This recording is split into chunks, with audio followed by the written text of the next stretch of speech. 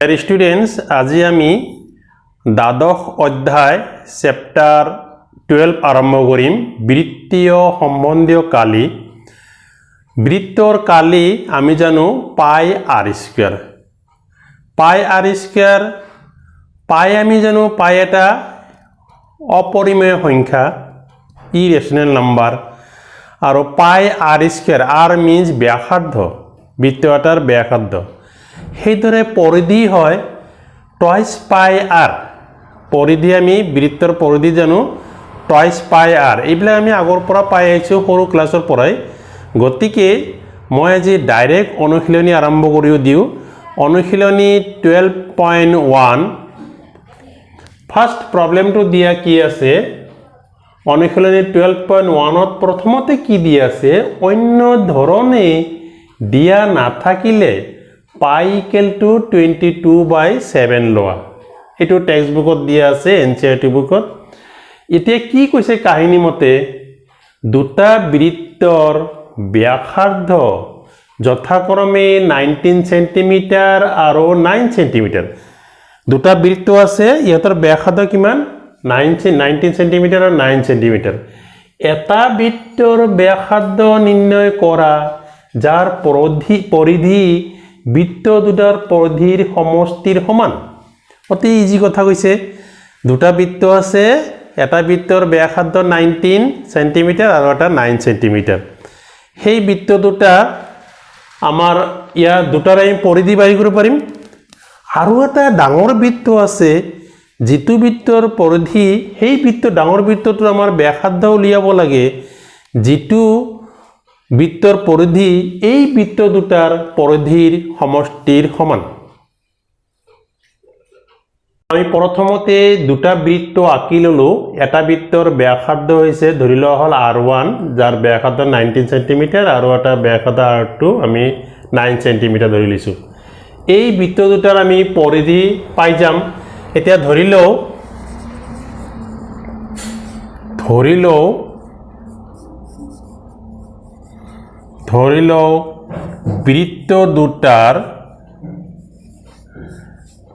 বৃত্ত দুটাৰ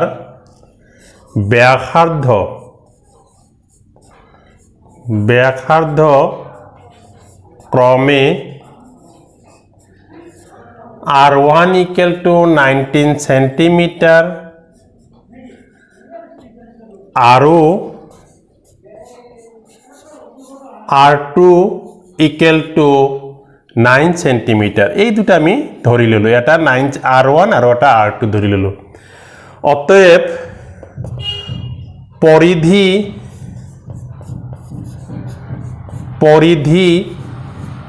এটি প্ৰথমটোৰ পৰিধি c1 equal to twice pi r1 and twice pi r1 মানে 19 তেনেহলে 19 আৰু এইটো 2 ইনটু কৰিলে আমি 38 সেন্টিমিটাৰ পাই যাম তে প্ৰথমটোৰ আমি পৰিধি আমি পাই গলো 38 সেন্টিমিটাৰ আকৌ পৰিধি c2 এইটো দ্বিতীয়টোৰ কাৰণে twice pi r2 twice pi r2 means 9 এইটো হ'ব 18 pi সেন্টিমিটার এইটো আমি পাই গলো এই দুটা পৰিধি আমি বঢ়িয়াকৈ পাই গলো এতিয়া আমাৰ আৰু এটা ডাঙৰ বৃত্ত আছে যেটো বৃত্তৰ পৰিধি যেটো বৃত্ত আমি r ব্যাসাৰ্ধ ধৰি ললো সেই বৃত্তৰ পৰিধিটো এই দুটা প্লাস কৰি সমান হৈ যায় এই দুটাৰ পৰিধি প্লাস কৰিলে এই বৃত্তটোৰ পৰিধিৰ সমান হৈ যায় তিতে কি ঘটনা ঘটিব এতিয়া আমি এইটোই বাই কৰিম ইয়াৰ ব্যাসাৰ্ধ কিমান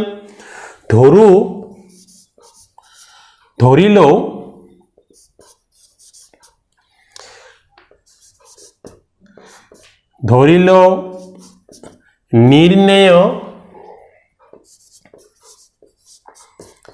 নিৰ্ণেয় বৃত্তটোৰ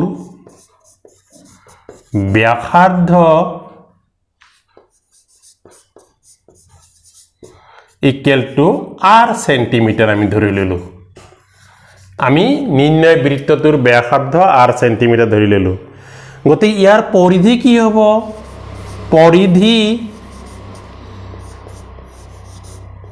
পৰিধি c equal to twice pi r হ'ব আমি বৃত্তৰ পৰিধি কি জানো twice pi r এইটো পাই গলো কিন্তু প্ৰশ্নমতে কি কৈছে এটা বৃত্তৰ ব্যাসাৰ্ধ নিৰ্ণয় কৰা তাৰ মানে ইয়াৰ ব্যাসাৰ্ধটো নিৰ্ণয় কৰিব লাগে যাৰ পৰিধি বৃত্ত দুটাৰ পৰিধিৰ সমষ্টিৰ সমান এই দুটাৰ পৰিধিৰ সমষ্টিৰ সমান তো প্ৰশ্নমতে আমাক কি দিয়া আছে এটা আমি নিজে কৰা নাই প্ৰশ্নতে দিয়া আছে প্ৰশ্নমতে কি দিয়া আছে c equal to c1 plus c2 c মানে এইটো পৰিধি equal to এই দুটাৰ পৰিধিৰ সমষ্টিৰ সমান তো এতিয়া আমাৰ কি হ'ল এই c মানে twice pi r c1 মানে 38 pi আৰু c2 মানে 18 pi এই দুটা পাই গলো এতিয়া আমাৰ কি ঘটনা ঘটিল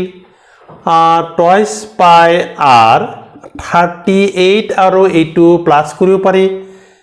তে প্লাস কৰিলে এইটো হ'ব 6 এইটো 4 56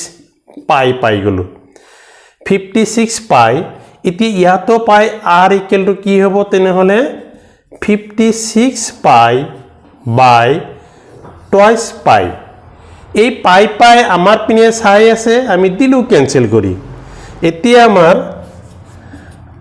56 এটো 28 হৈ যাব আমি 2 দ্বাৰা ডিভাইড কৰিলে 28 হৈ যাব 28 টো কি হ'ল ইয়াৰ ব্যাসাৰ্ধ হ'ল 28 centimetre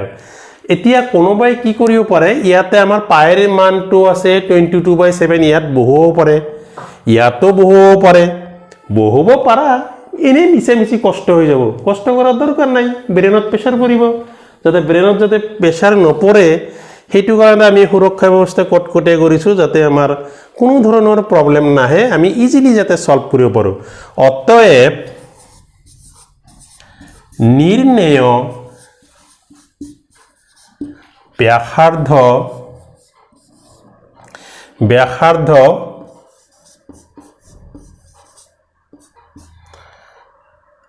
equal to 28 c centimetre এইটোই আমাৰ এনসাৰ হৈ গল অতি সুন্দৰ এনসাৰ অতি ধুনিয়াকৈ আমি বঢ়িয়াকৈ কৰিলো তো আমি ভাবো এই প্ৰবলেমটো বেছি সহজ চাও আমি আৰু এটা ট্ৰাই কৰো সো এইবাৰ আমি 2 নম্বৰ প্ৰবলেমটো আৰম্ভ কৰিছো দুটা বৃত্তৰ ব্যাসাৰ্ধ যথাক্ৰমে 8 সেন্টিমিটাৰ আৰু 6 সেন্টিমিটাৰ এটা বৃত্তৰ ব্যাসাৰ্ধ নিৰ্ণয় কৰা যাৰ কালি বৃত্ত দুটাৰ কালিৰ সমষ্টিৰ সমান তেমা কি দিয়া আছে এটা বৃত্ত দিয়া আছে যাৰ ব্যাসাৰ্ধ 8 সেন্টিমিটাৰ আৰু এটা বৃত্ত দিয়া আছে যাৰ ব্যাসাৰ্ধ 6 সেন্টিমিটাৰ তেন্তে আমি আৰু এটা বৃত্তৰ ব্যাসাৰ্ধ নিৰ্ণয় কৰিব লাগে যাৰ কালি এই দুটা কালিৰ যোগফলৰ সমান এই দুটাৰ কালি যোগফল কৰিলে যিমান হ'ব ইয়াৰ কালিৰ সমান হ'ব গতিকে ইয়াৰ ব্যাসাৰ্ধ কি হ'ব এই দুটা ব্যাসাৰ্ধ আমাৰ দিয়ে আছে ইয়াৰ ব্যাসাৰ্ধ কি হ'ব সো আমি ধৰি লও সলিউশন ধৰি লও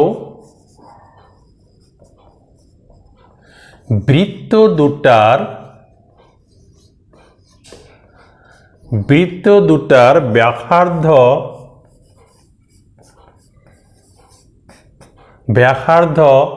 যথাক্ৰমে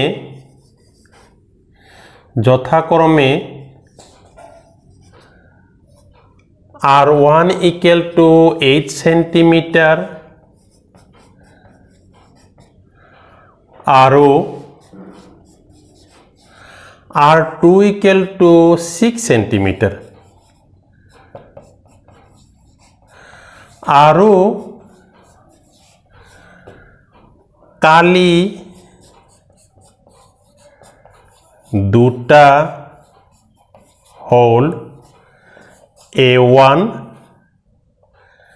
a2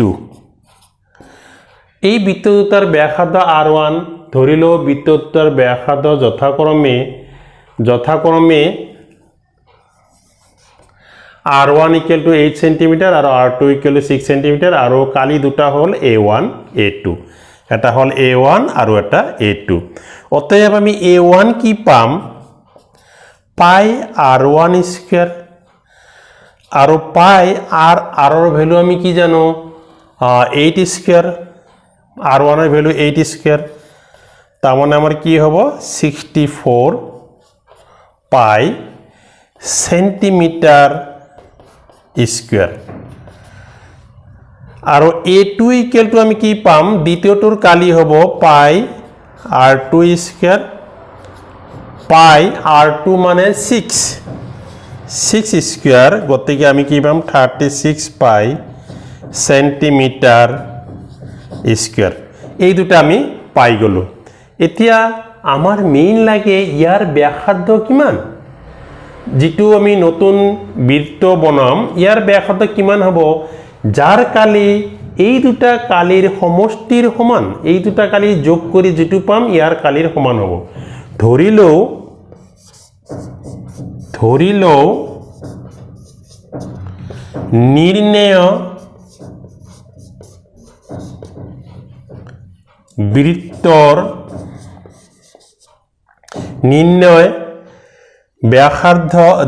বৃত্তৰ ব্যাসাৰ্ধ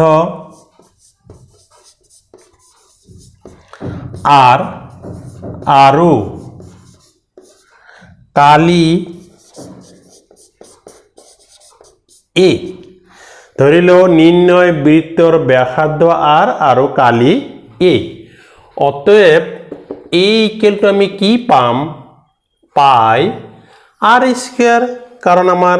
ইয়ার ব্যাসার্ধ R ধরিছো গতিকে ইয়ার কালি হ'ব পাই R স্কয়ার কিন্তু প্রশ্নমতে কি কৈছে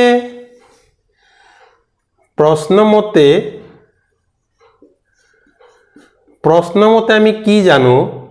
A ইকুয়াল টু কি দিয়া আছে A1 প্লাস A2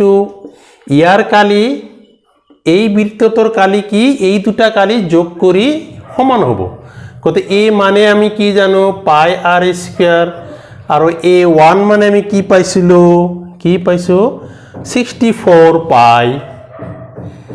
64 পাই and এইটো আমি কি পাইছো 36 পাই A2 36 পাই সো আমি কি দেখা পালো পাই R স্কয়ার এতিয়া 64 আৰু 36 প্লাস কৰিলে আমি আগৰ পৰা জানো 100 হয় এইটো হৈ গল এতিয়া দুফালে আমি পাইৰ দ্বাৰা হৰণ কৰি দিও R স্কয়াৰ ইকুয়াল টু 100 হৈ যাব পাই ক্যান্সেল কৰি দিলো R স্কয়াৰ ইকুয়াল 100 হৈ গল এইবাৰ R ইকুয়াল টু কি হ'ব √100 মানে আমি পাম 10 গতি আমি কি পালো 10 পাই গলো ইয়াত আমি R স্কয়ার উঠাই দিলে আমাৰ প্লাস মাইনাস আহি যায় কোনোবাৰ কাৰোবাৰ মনত অলপ প্ৰশ্ন উদয় হ'ব পাৰে বলে প্লাস মাইনাস কিয় দিয়া নহল কাৰণ স্কয়াৰটো উঠিলে √1 আহাৰ লগলে প্লাস মাইনাস দিব লাগে কিন্তু প্লাস মাইনাসটো কিয় নি দিলো প্ৰশ্ন আহিব পাৰে যেহেতু তোমালোকে স্টুডেন্ট প্লাস মাইনাস কিয় হ'ব নৰে R মানে ৰেডিয়াস মানে ব্যাসাৰ্ধ এটা দৈৰ্ঘ্য ই কেতিয়াও নেগেটিভ হ'ব নৰে ঋণাত্মক হ'ব নৰে গতিকে সদায় ধনাত্মক হ'ব গল প্লাস মাইনাসটো দিয়া নহয় অতএব নির্ণয়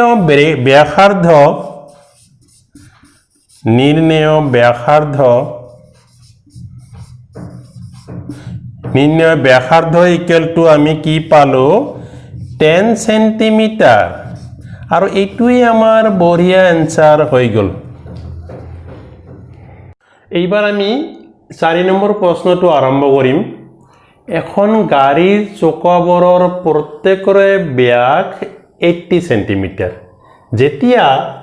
গাড়ীখনে প্ৰতি ঘণ্টাত 66 কিলোমিটাৰ দ্ৰুতিত গৈ থাকে প্ৰতিটো চকাই 10 মিনিটত কিমানটা সম্পূৰ্ণ ঘূৰণ কৰে এটা কথা হল চকা বহুত কিটা আছে 4টা আছে তে 4টা আমি এটা চকা ধৰি লৈছো সব গটে কিটা চকাৰ সাইজ একেই, গতিকে এটা চকা কিমান দি আছে, ব্যাসটো 80 সেন্টিমিটার, গতিকে ইয়াৰ ব্যাসাৰ্ধ হ'ব 80/2 40 সেন্টিমিটাৰ হ'ব। এতিয়া প্ৰথমতে আমি ধৰি লওঁ সলিউশন, ধৰি লওঁ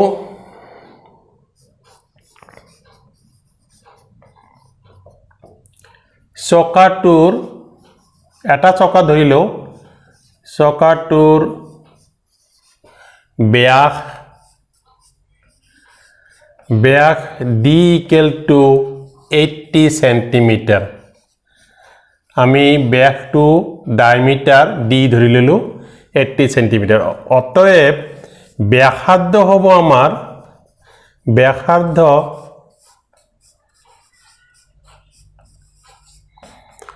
r equal to d/2, 80/2 equal to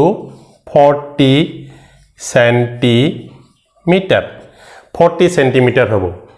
এতিয়া এইটো গোটেইখিনি কি হ'ব, চকাটোৰ পৰিধি। চকাটোৰ পৰিধি কি হ'ব, চকাটোৰ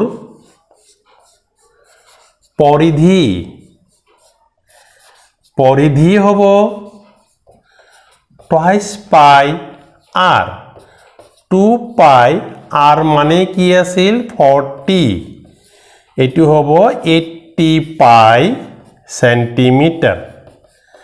80 পাই সেন্টিমিটার হল আমাৰ চকাটোৰ পৰিধি। এতিয়া গাড়ীখনৰ দূৰত্ব কিমান আছিল, 66 ঘণ্টা, কিলোমিটাৰ পাৰ ঘণ্টা। এতিয়া গাড়ীখনৰ দূৰত্ব আছিল 66 কিলোমিটাৰ বাই ঘণ্টা। এক ঘণ্টাত মানে কিমান দূৰ যায়, 66 কিলোমিটাৰ যায়। এতিয়া আমাৰ চকাটোৰ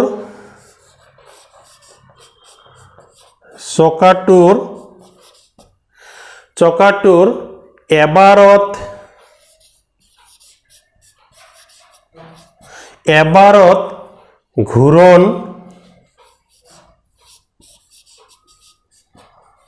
সম্পন্ন, চকাটোৰ এবাৰ ঘূৰণ সম্পন্ন কৰা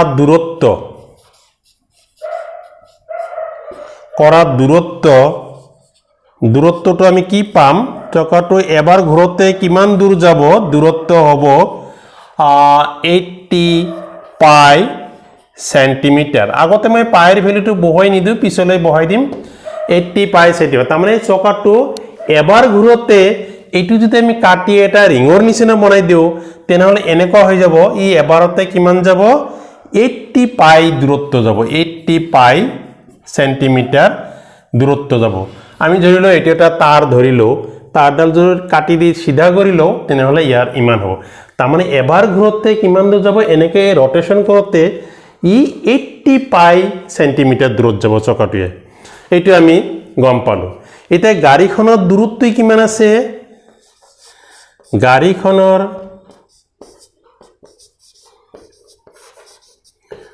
দূৰত্ব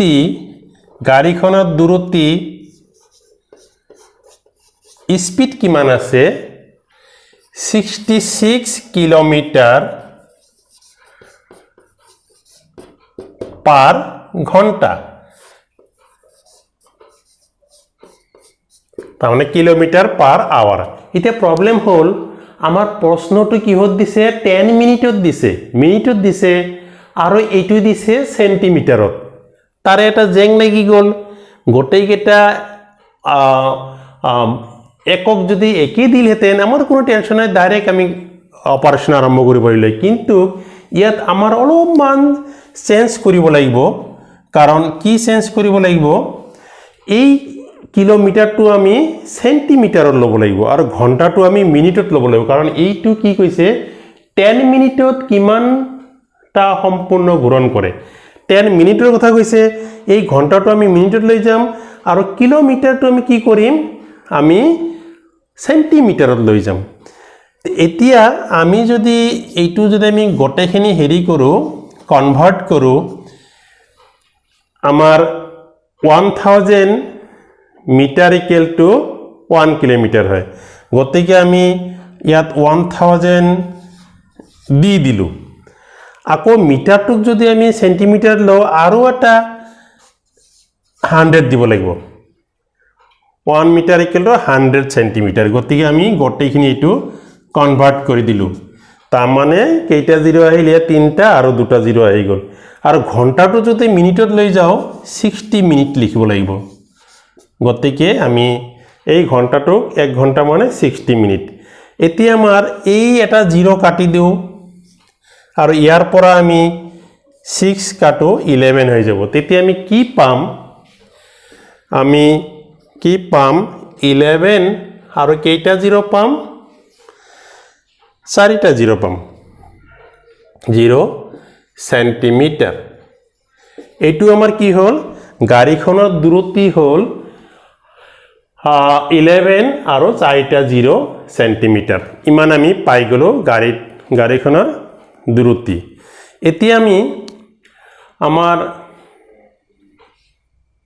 এতিয়া আমাৰ গাড়ীখন কিমান দূৰ যাব 10 মিনিটত কিমান দূৰ যাব আমি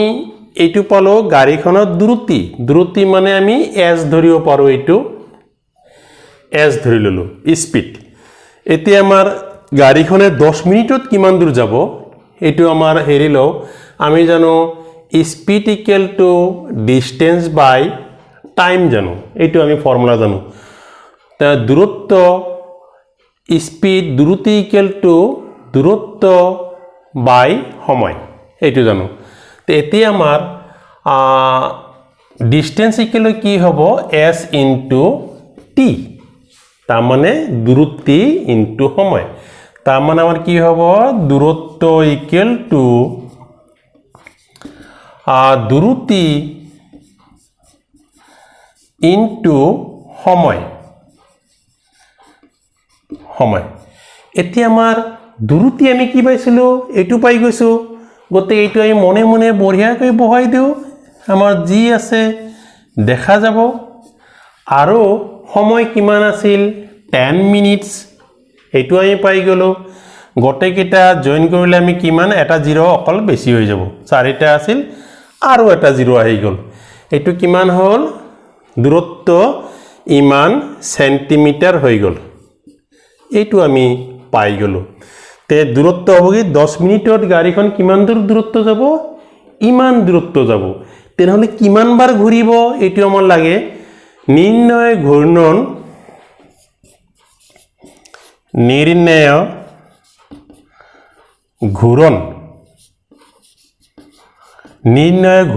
কিমান বাৰ ঘূৰিব এইটো আমাৰ কি হ'ব এইটো লেংথক আমি এই এবাৰটো দি আমি ডিভাইড কৰি দিব লাগিব তেতিয়া আমি নিৰ্ণয় ঘূৰ্ণটো পাই যাম সো এইটো হ'ব আমাৰ 5টা 0 ডিভাইডেড বাই 80 পাই পাই গলো এইটো আমি পাই গলো এবাৰত কিমান যায় ইমান আৰু টোটাল দূৰত্ব যায় ইমান এই দূৰত্ব এইটোৰ দ্বাৰা ডিভাইড কৰিলে হৰণ কৰিলে আমাৰ কিমান বাৰ ঘূৰিছে এইটো আমি পাই যাম তেতিয়া কথা হল আমি 5টা 0 লিখিলো 5টা 0 এইটো আমি ইচ্ছা কৰিলে পিছত কাটি দিম 5টা 0 লিখিলো আৰু এইটো হল 80 পাই মানে 22/7 এইটো আমি জানো সো এতিয়া আমাৰ কি হল এই 7 টো ওপৰত যাব আমি 7 টোক জবৰদস্তি ওপৰত লৈ যাও ই যাও কৰি আছে যে যেহেতু ই যাব খুজিছে বিচাৰিছে গতি আমি তাক ওপৰতে থৈ দিও বলে তই ওপৰতে যা ইয়াত 22 ইয়াত হ'ব আমাৰ 7 এইটো আমি এই এটা 0 কাটি দিলো এতিয়া ইয়াত আমাৰ 11 to 1 যাব 4টা 0 দিলো আৰু 11 ইয়াত 2 যাব এইটো আকৌ 2 দি 5 হ'ব 5000 হৈ গল এতিয়া আমাৰ কি পালো এইটো আৰু এইটো পূৰণ কৰিলে আমাৰ কি হ'ব 35 3টা 0 বাই 8 হ'ব তেতিয়া যদি আমি এইটো হৰণ কৰি দিও 3500 যদি 8 দ্বাৰা হৰণ কৰি দিও তেনেহ'লে আমি এনসাৰ কি পাম 4375 পাই যাম 4375 হ'ব আমাৰ এনসাৰ গতিকে এইটো আকৌ কৰোঁতে মনত ৰাখিব লাগিব দূৰত্ব ইকুৱেল টু দূৰত্ব ইনটু সময় এইটোও মনত ৰাখিব লাগিব এই সূত্ৰটো মনত নাৰাখিলে এটাও কৰিব নোৱাৰিবা গতিকে দূৰত্ব ইকুৱেল দূৰত্ব বাই সময় দূৰত্ব ইনটু সময় মেইনলি এইটো মোৰ দূৰত্ব equal to distance by time মানে দূৰত্ব বাই সময় এইটো ফৰ্মুলা মনত ৰাখিলে এইটো কথা নিজে নিজে উলিয়াব পাৰি গতিকে আমাৰ ফাইনেল এনসাৰ হ'ল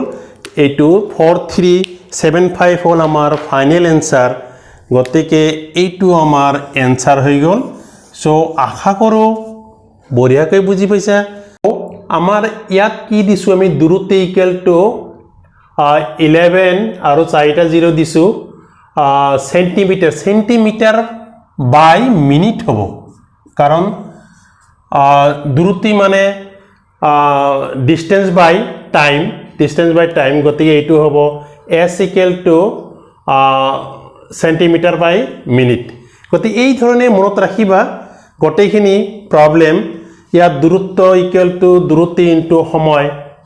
s মানে দূৰত্ব t মানে সময় এই কথাবিলাক মনত ৰাখিবা গতিকে আশা কৰোঁ বুজি পাইছা যদি বুজি পাইছা মোৰ অলপ কাম কৰি দিব লাগিব অলপ সাবস্ক্ৰাইব কৰি দিবা ভিডিঅ'বোৰ লাইক কৰি দিবা আৰু বেল আইকনটো বজাই দিবা থ্যাংক ইউ